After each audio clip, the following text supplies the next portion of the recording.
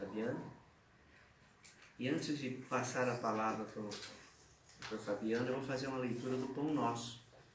Um livro Pão Nosso, Francisco Cândido Xavier, pelo Espírito Emmanuel. A lição 4, antes de servir. Bem como o Filho do Homem não veio para ser servido, mas para servir.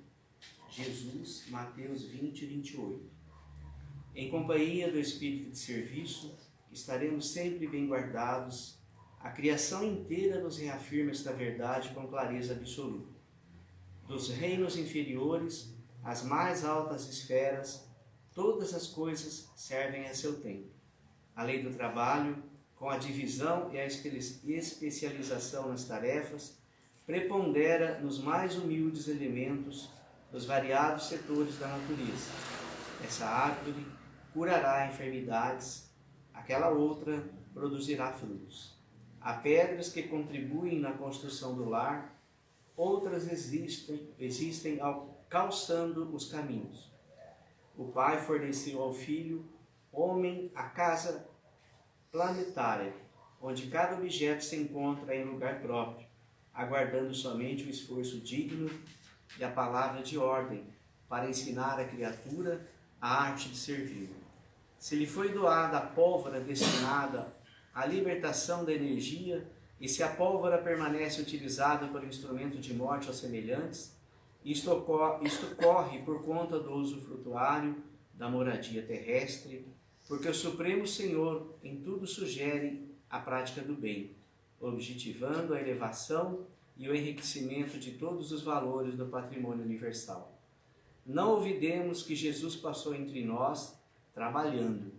Examinemos a natureza de sua cooperação sacrificial e aprendamos com o Mestre a felicidade de servir santamente. Podes começar hoje mesmo. Uma enxada ou uma caçarola constituem excelentes pontos de início. Se te encontras enfermo, de mãos inabilitadas para a colaboração direta, podes principiar mesmo assim, servindo na edificação moral de teus irmãos. Eu vou fazer uma prece inicial.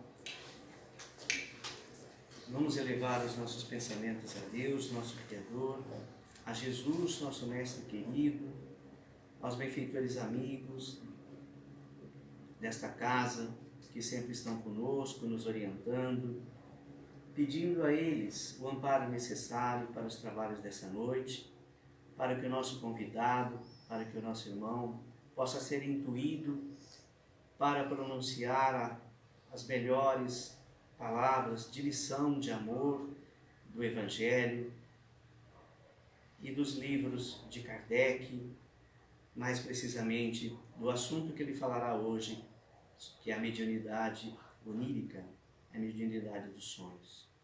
Assim sendo, com a certeza de que estamos todos amparados, nós abrimos os trabalhos desta noite. Que assim seja. Antes de passar a palavra para o Dr. Fabiano, que é professor, doutor, Fabiano Delmasso, eu queria pedir licença a ele para dizer que eu estou muito feliz por conhecê-lo, mas mais feliz ainda por poder rever uma pessoa lá da minha infância, da minha adolescência, que é o pai dele, o Adrovando, que está aqui hoje. Eu fiquei muito emocionado de revê-lo e eu guardei no meu coração um carinho muito grande por ter visto você, por ter lembrado de você. Felicidade sempre, tá? Parabéns pelo filho. Não o conhecia, não o conheço, vou conhecer agora. Depois eu falo se ele é bom ou não. Ele vai falar sobre, então já disse, né? A casa costuma, após as palestras, aplicar o passe individual. Hoje, especialmente, nós vamos fazer o passe coletivo. Então, eu já convido, já convoco, intimo os médiuns da casa, os passistas, para se prepararem para o final, para auxiliar nesse passe coletivo. Boa palestra para vocês, que Deus nos proteja e ampare o Fabiano. O Fabiano vai dar algumas orientações, algumas dicas também. Tá ok. Bom, boa noite a todos. Eu gostaria de começar agradecendo o convite do Luiz. Fiquei muito contente em poder vir aqui hoje à noite para falar para vocês, né? Acabei escolhendo um tema que geralmente desperta a curiosidade das pessoas, porque nós falamos pouco a respeito dele. Mesmo a doutrina espírita, mesmo a codificação, nós vamos encontrar poucas coisas a respeito dos sonhos e, obviamente, o exercício mediúnico nos sonhos. Mas, ao mesmo tempo, nós temos, como já falei, uma grande curiosidade a respeito dessa temática. Por quê? Porque todos nós sonhamos, temos uma grande dificuldade de interpretar por que sonhamos a respeito daqueles determinados temas, com aquelas determinadas pessoas. Então, os sonhos, eles vêm provocando a curiosidade das pessoas desde sempre. Mas a nossa preocupação aqui vai ser uma preocupação um pouco mais pontual. Ou seja, eu posso ter o exercício da mediunidade nos sonhos, eu posso ter a interferência espiritual quando eu estou sonhando. A preocupação, então, vai ser desenvolver, obviamente, esse tema. A dificuldade que nós vamos encontrar é que apenas com a doutrina espírita eu não consigo resolver esse problema. Eu tenho que recorrer à medicina, eu tenho que recorrer à psicanálise, eu tenho que recorrer à biologia, para nós entendermos toda essa multidisciplinariedade que nós necessitamos para conhecer alguma coisa sobre os sonhos. E mesmo assim, nós conhecemos muito pouco. As dúvidas ainda continuam de uma forma muito intensa, mas nós tivemos grandes progressos nesse sentido. Então nós temos que conhecer hoje a quantas nós estamos na ciência e a quantas nós estamos dentro da atividade mediúnica. Eu já me preocupo com a atividade mediúnica já faz algum tempo, tanto é que há 1 ano e meio, com todo o apoio da USE aqui na região de Garça, nós conseguimos montar um COEM. O que é o COEM? É um centro de orientação, educação, ensino e educação mediúnica. Então nós fazemos um estudo específico a respeito da mediunidade. Então, desde o estudo doutrinário até mesmo as aplicações práticas, e depois começamos a montar as reuniões mediúnicas, mas fazemos sempre isso como exercícios. Então isso é muito importante, porque dentro do Espiritismo, de vez em quando a gente acaba esquecendo e deixando um pouco de lado essa preocupação com o exercício correto da mediunidade. E o exercício incorreto da mediunidade é o que mais afasta as pessoas do Espiritismo. Então, por isso que nós temos que ter uma cautela muito grande, porque todas as vezes que nós tivermos alguém exercitando a mediunidade de uma maneira incorreta, nós vamos ter a criação das dúvidas em relação ao Espiritismo. Então, aí as pessoas começam a olhar e falar, puxa vida, isso não me parece sério. Por quê? O que leva as pessoas até o centro espírita? Muitas vezes é também um mito a respeito de uma série de coisas. Então, eu vou até lá porque eu quero manter contato com os meus antepassados. Eu quero conversar com os entes falecidos da minha família. Então, não é na verdade isso que acaba acontecendo, e muitas vezes a gente acaba criando no próprio médium um certo desprendimento, e aí é que ele começa a passar a ter a viciação. E isso compromete todo o exercício do Espiritismo, todo o exercício da mediunidade. Então isso que não pode acontecer. E rotineiramente nós acabamos encontrando exemplos nesse sentido, que colocam muitas vezes a doutrina em xeque por pessoas que obviamente não exercitavam a mediunidade da maneira correta, talvez nunca tenham lido o livro dos médiuns, porque o livro dos espíritos normalmente as pessoas leem, é o primeiro que elas acabam lendo.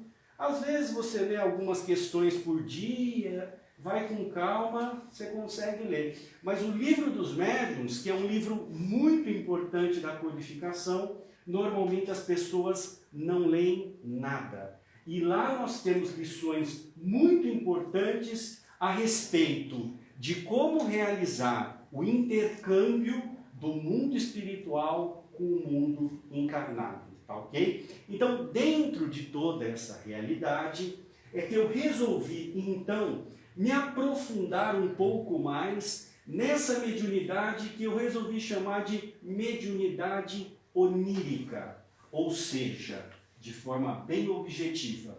Nos sonhos, eu posso manter contato com os espíritos? Eu posso, de alguma maneira, nos sonhos, ser influenciado pelos espíritos? É essa a questão. Quando que isso acontece? Todas as vezes que eu sonho com alguém próximo, ou alguém que eu não tenho a mínima ideia de quem seja quando eu acordo, mas me parece que quando eu estava dormindo, aquela pessoa era muito próxima. Mas quando eu acordei, eu falei, quem que é essa pessoa? Eu não conheço essa pessoa, as feições dela não me lembro. Alguns lugares que te pareciam extremamente familiares. Às vezes você acaba sonhando até mais vezes naquele determinado lugar, mas você não tem a mínima ideia de onde seja aquele determinado lugar. Então, quer dizer, todas as vezes que isso acontece, que explicações nós podemos dar?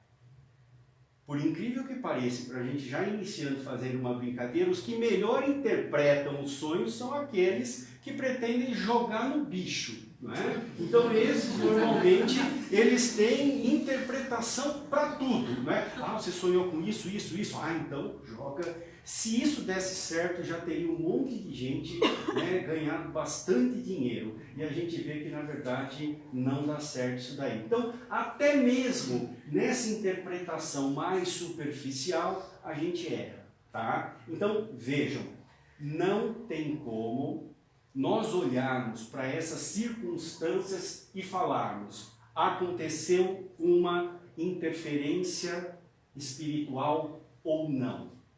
Nós temos uma dificuldade muito grande, porque analisar os sonhos é algo que a gente só consegue fazer com os nossos sonhos. O primeiro que fez isso de uma maneira científica um pouco mais profunda foi o Freud. Ele escreveu a interpretação dos sonhos em 1899. Só que lá ele já dizia o seguinte, o grande problema é que, como é que eu vou conseguir analisar o sonho dos outros? Até porque, como nós também sabemos muito bem, o que nós lembramos dos nossos sonhos? A gente muitas vezes não lembra praticamente nada. Você às vezes lembra quando você acorda à noite, próximo de ter sonhado. Aí você fala, nossa, que sonho interessante, puxa vida, aí você pega no sono de novo. No outro dia você acorda e você fala, o que eu sonhei? Eu lembro que era um negócio interessante, mas não tenho a mínima ideia do que eu acabei sonhando, tá? Então, eu estou colocando essas situações para vocês perceberem as dificuldades que nós enfrentamos e que também não temos, nem na ciência, nem no espiritismo, nem em lugar nenhum, nada que possa ser definitivo a respeito disso. Mais que nós progredimos, nós progredimos. Então, por isso que eu gosto de começar, agora indo um pouco mais adiante, isso é uma coisa que eu sempre faço quando eu faço alguma exposição de algum tema espírita. Eu gosto de manter uma relação muito cordial entre a doutrina espírita e o desenvolvimento científico. Eu não gosto de desprezar nenhum nem outro. Então, por isso que essa interferência de uma em outra, ela deve ser muito bem esclarecida. Para ninguém chegar e falar o seguinte, mas é isso que a doutrina espírita fala. Ou, se eu me cercar apenas da doutrina espírita, alguém vira e falar, mas espera lá, A ciência já comprovou que isso não existe. Então, é aí que vem o descrédito. E vocês estão acompanhando as comemorações que tivemos nesse ano, não é? Inclusive da morte do Allan Kardec. Muitos de vocês tiveram a oportunidade de assistir o filme do Allan Kardec, não é? Muitos de vocês já tiveram a oportunidade de ler alguma biografia do Allan Kardec. E se tem uma coisa com a qual ele sempre se preocupou muito, foi justamente com a questão científica. Tanto é que o quanto ele relutou até ele admitir que aqueles determinados fenômenos eram possíveis, inexplicáveis, mas eram possíveis. Mas ele estava apenas, né, trabalhando na vida dele até então com um método científico. E o método científico não era eficiente para ele explicar por que algumas coisas aconteciam e eu não conseguia comprovar cientificamente. Então, nesse ponto, ele sempre teve essa preocupação. Então, nós passamos, então, para alguns pontos, né, que,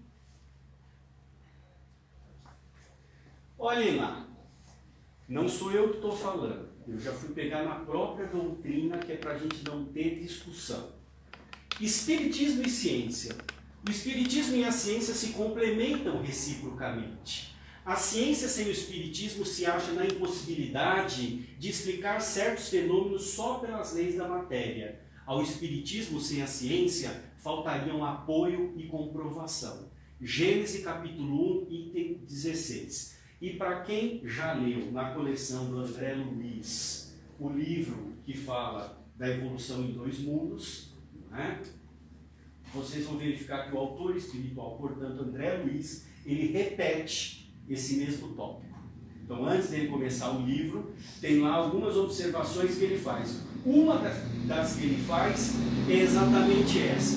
Então, vejam, nós estamos mantendo uma concordância, ok? Se nós continuarmos um pouco mais e verificarmos, por exemplo, um grande doutrinador do espiritismo, o Zalmino Zimmermann, que geralmente costuma escrever uns livrões bem grossos, né? Ele publica ali pelo Allan Kardec de Campinas. Então foi um sujeito que estudou muito o espiritismo. Tem um livro a respeito de perispírito muito importante. E ele diz o quê? O espiritismo é evolutivo, porque é alicerçado em princípios que expressam as leis naturais.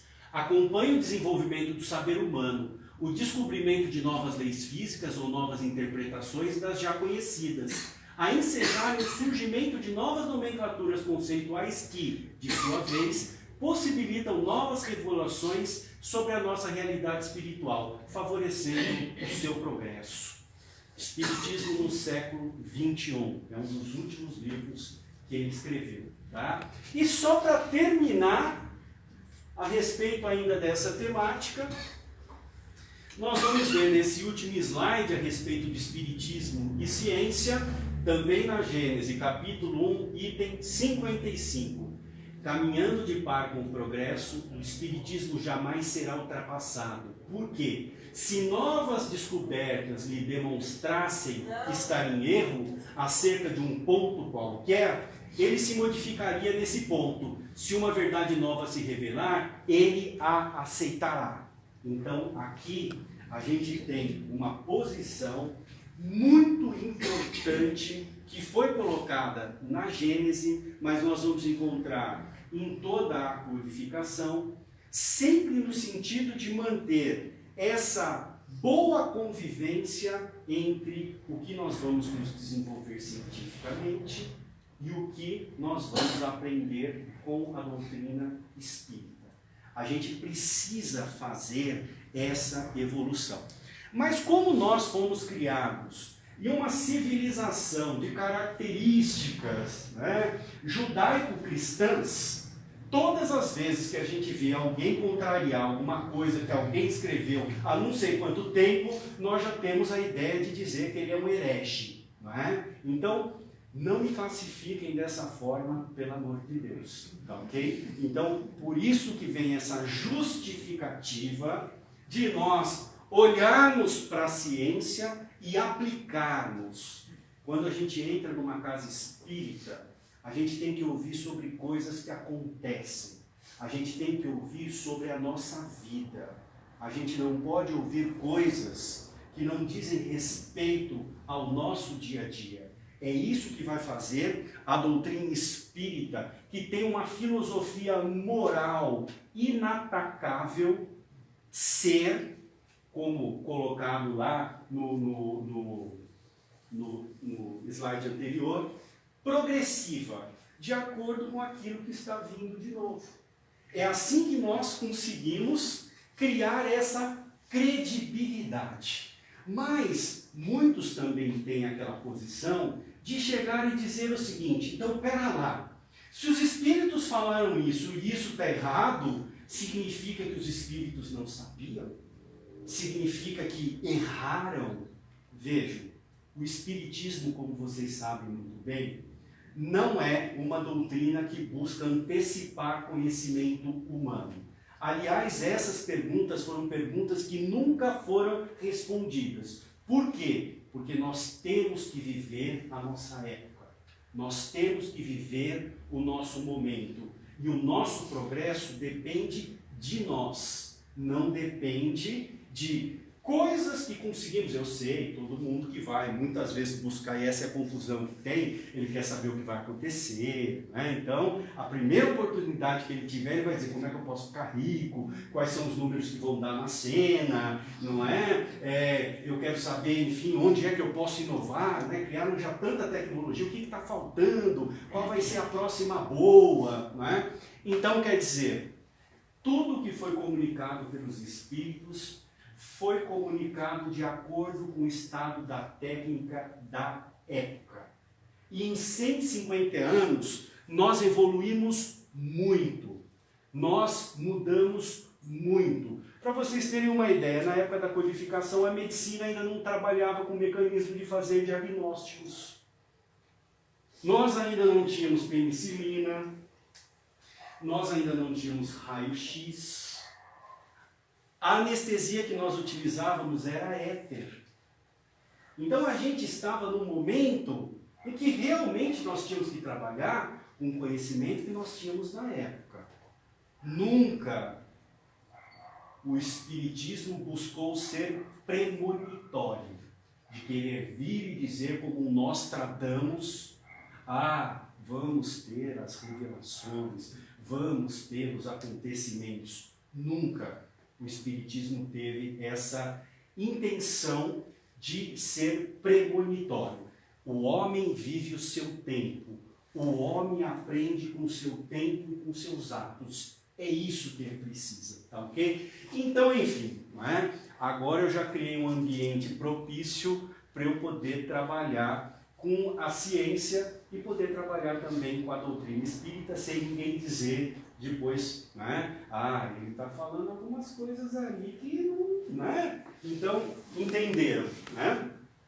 Bom, então para isso, gente, quando a gente pensa em estudar os sonhos, a primeira coisa que nós temos que entender é que sempre vai ser um estudo multidisciplinar. Se eu viesse aqui apenas com o que nós temos no Espiritismo a respeito dos sonhos, vocês poderiam até ser simpáticos comigo e ficarem com a atenção que vocês estão até agora, mas provavelmente quando chegassem em casa vocês iam dizer: puxa vida, não dá para, né? Não dá para acreditar nisso, não é isso que acontece, até pela própria experiência de vocês, não é? Então vejam, hoje nós conhecemos muito melhor os aspectos biológicos do sono. Hoje nós sabemos as fases do sono. Hoje nós sabemos como é que a fisiologia do seu organismo se desenvolve de acordo com o estágio do sono que você está. Nós sabemos quando temos as liberações de hormônio. Nós sabemos uma série de situações biológicas decorrentes desse estado de sono e depois também dos sonhos.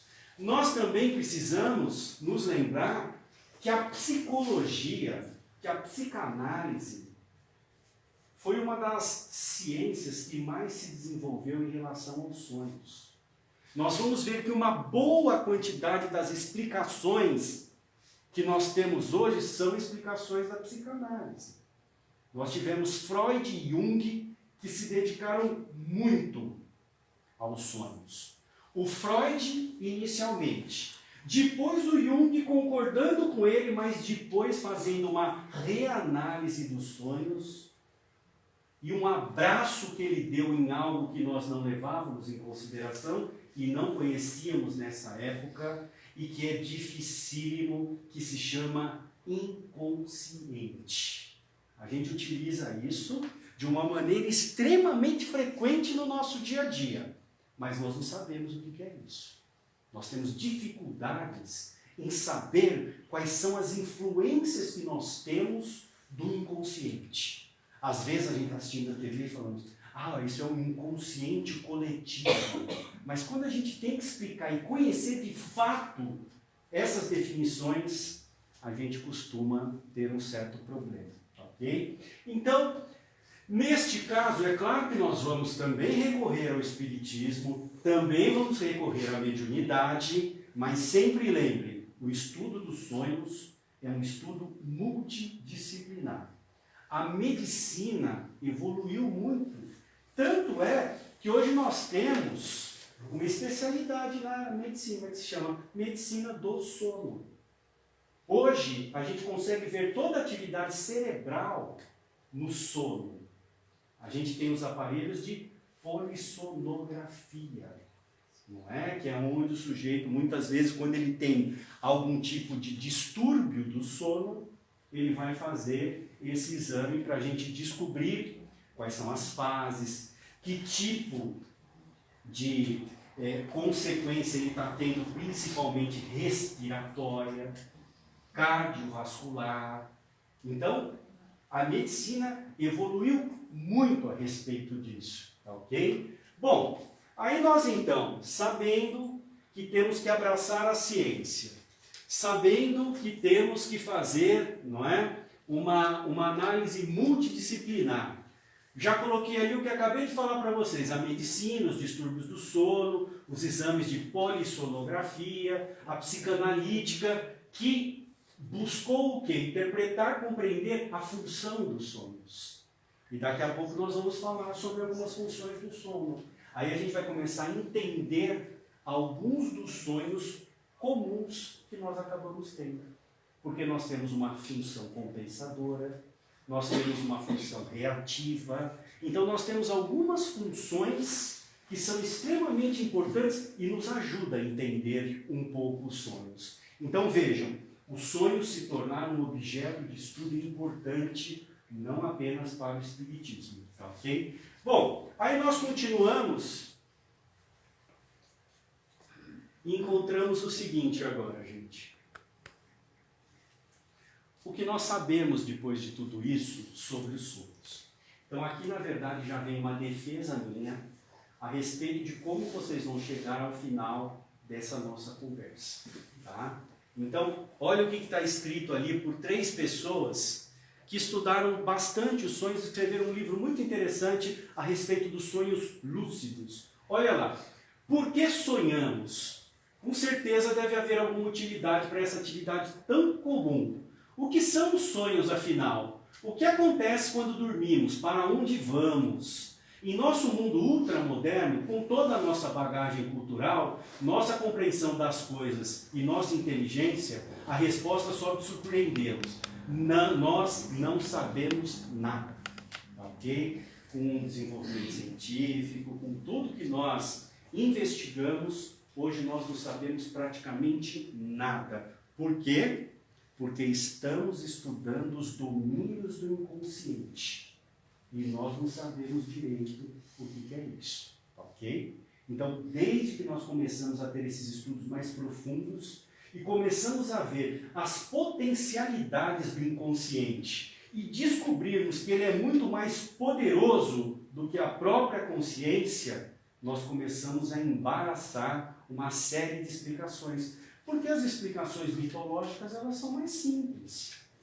Então, quando nós não nos preocupávamos com isso, daqui a pouco nós vamos ver a mitologia, era fácil. Existe o deus do sono, Hipnos, seu filho, Orfeus, não é? Primo do Thanatos, que é o deus da morte, não é? Então, nós antes tínhamos explicações mais fantásticas a respeito disso tudo. Mas quando nós passamos por uma fase, principalmente do século XIX para cá, uma fase de racionalidade mais intensa, uma fase de iluminismo, nós acabamos nos preocupando mais com essas situações, ok? Mas, continuando, né? Agora, gente, né?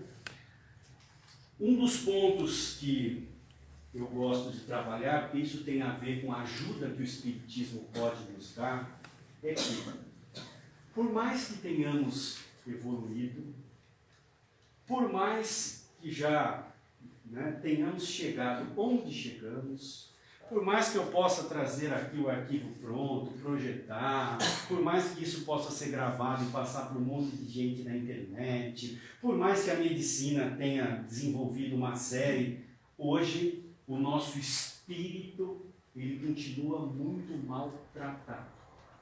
Por isso que cada vez mais nós continuamos tendo problemas em relação a suicídios, problemas de natureza mental, problemas de natureza psicológica.